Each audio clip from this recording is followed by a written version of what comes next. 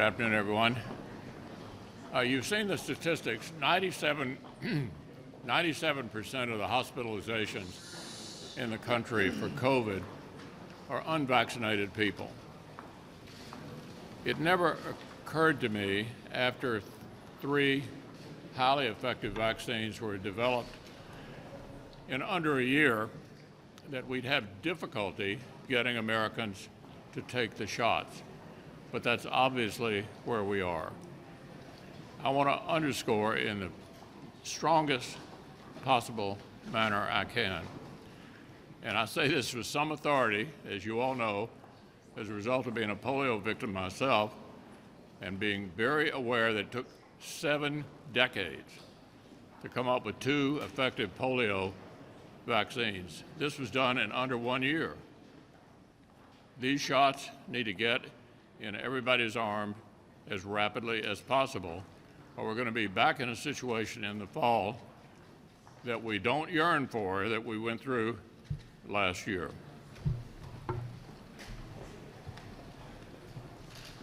Well, today marks 6 months of the Biden presidency, and that's 6 months that the situation at the border continues to spiral out of control without solutions in sight.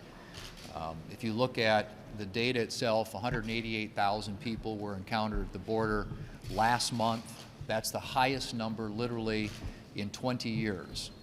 Add to that the fact that in this fiscal year there have already been 1 million arrests at the border, and you can see that the current administration isn't doing anything to address a crisis which frankly is of its own making. Many of the policies that they changed when they came into office were effective and were working, and now we have a major humanitarian and national security crisis at our border, and the way that this administration is handling it is reckless to say the least.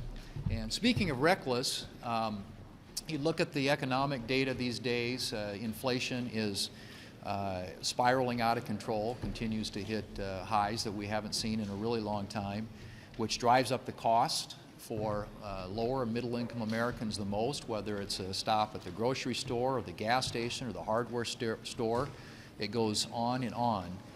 What we are seeing is an economic trend that is really concerning for many, many Americans, complicated by this administration's policies, which now include another proposed $5 trillion in spending, stimulus spending. My understanding is the Democrat leader was out here earlier talking about how the economy is taking off like a rocket. Well, all the spending that they're putting out there is adding gasoline to the fire, and it is exploding on the American people. And that is not going to be something that's going to be sustainable for the long term, certainly in a way that is of any benefit to the American people who right now, as I said, are suffering the cost of this. I hope that the administration will come to the conclusion that their reckless tax and spending spree needs to come to an end for the benefit of the American people.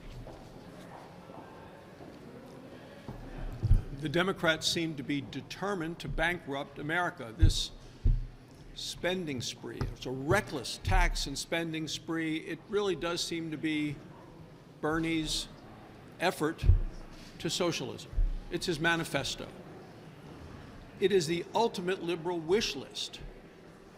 It's taxes, it's regulations, it's spending, and to me this is radical, extreme, dangerous, and scary, because the American people will end up paying for it. Middle-class taxpayers will have to foot the bill. Families all across the country are already paying more than they were 6 months ago when Joe Biden came to office. $25 more to fill your tank, $25 more when you go to the grocery store for a weekly shopping. That's what inflation is about. That's how it impacts families. That's the gasoline on the flame of inflation. And to listen to Democrats say, well, only some rich people and some businesses will end up paying for this, the American people will not be deceived. They can see through this. They know they will be left holding the bill. And now you listen to Democrats in the House. They say that this $3.5 trillion bill, they called it a down payment and a good start, because to them, nothing is too extreme, nothing is too expensive. mark my words on this, there is not one single Republican in the House or in the Senate who will pay or vote for this reckless tax and spending bill. Not a one. To get this bill passed, Nancy Pelosi and Chuck Schumer are going to have to make every Democrat walk the plank. I've had a hard time figuring out what the Democratic leader is doing with this vote tomorrow. I think it's not going to turn out to be a hard vote for almost every Republican to decide we're not going to vote to proceed to a bill that doesn't exist yet. This is not a very high standard to set. We want to have a bill to go to before we vote to go to a bill. Now, I don't know if this is an effort to kill the bipartisan effort or to speed it up. If it's an effort to do anything but kill the bipartisan effort, the majority leader can easily accept a vote that doesn't go to the bill and be willing to bring it up at a quick future time. All he has to do is change his vote to the prevailing side and be willing to bring that up at a later time. What point's being made by not having a bill and voting to go to a bill that doesn't exist is something I'm still trying to figure out. 80% of Americans are concerned about inflation. 80%. And yet President Biden seems to poo-poo this away like it's no big deal. But what he doesn't understand, it is impacting everyday Americans' pocketbooks. Our essentials are going up in cost, whether it's milk, it's diapers, it's gas to fill up our tanks. It is impacting everyone. And yet the Democrats are proposing another tax and spend spree, another $3.4 trillion, folks, with a T.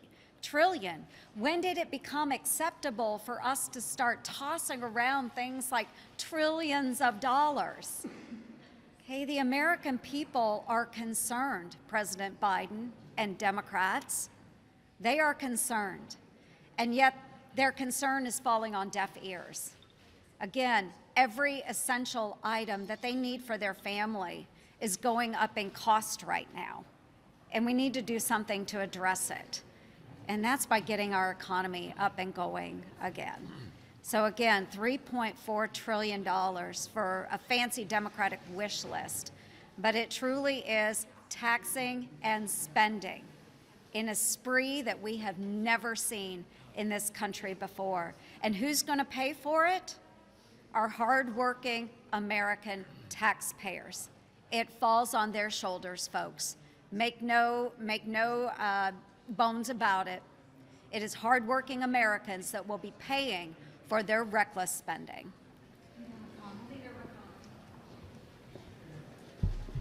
Democrats say that it's not them that's trying to kill the bipartisan infrastructure bill, but Republicans by not voting on this motion to proceed tomorrow, pointing to the fact that it's been done many times. So what is your response? Are you wanting this bill to die? Senator Blunt covered that. The majority leader will not be slowed down by having this motion to proceed to the bill defeated. All that does is give him the opportunity to move to reconsider, and at whatever point the bipartisan deal comes together, we can reconsider the vote, and then he'd have the option to lay that down as a substitute. In other words, no time is lost by adhering to a very simple principle. We're not going to the bill until we know what the bill is. Leader McConnell? Yeah. Leader McConnell, you've been vocal back in Kentucky particularly about ending the UI plus up, the COVID relief money that's gone out. Are you concerned about shutdowns and the possibility for all of this inflation that you all talked about, for some of that to be hitting Americans at home again if they're asked to stay home with an increase in cases? Well, what I'm concerned about at the moment is paying people more to stay home than to go back to work. 25 states have discontinued the federal $300 a week bonus it's having a positive effect. I'll give you an example. I was on a Zoom call recently with some people in my state who also run businesses in Indiana. The Kentucky governor has said we want to keep the bonus. The Indiana governor said, no thanks. The very next day after the Indiana governor said we're going to discontinue the $300 a week bonus, they got 200 job applications. I'm hearing that from everyone. In addition to the wave of inflation that you've already heard all of us talking about, the economy does not need this tax and spending spree.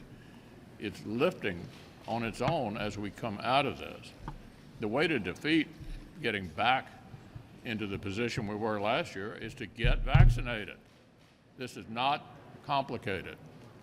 97% of the people who are in the hospital now for COVID are unvaccinated. So if there's anybody out there willing to listen, get vaccinated. Leader McConnell, on that note, the Republican governor of Utah said this weekend that conservative talking heads are, quote, literally killing their supporters. Would you speak out against people who are actually speaking out against the vaccine? I don't know how I could be any more clear than I have been. I've been saying the same thing about vaccinations all along the way. Others can say whatever they choose to say, but this is something I think I'm a good example of, something I know the answer to.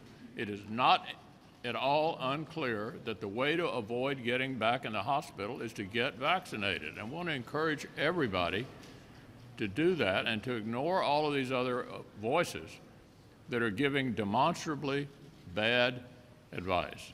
Leader McConnell,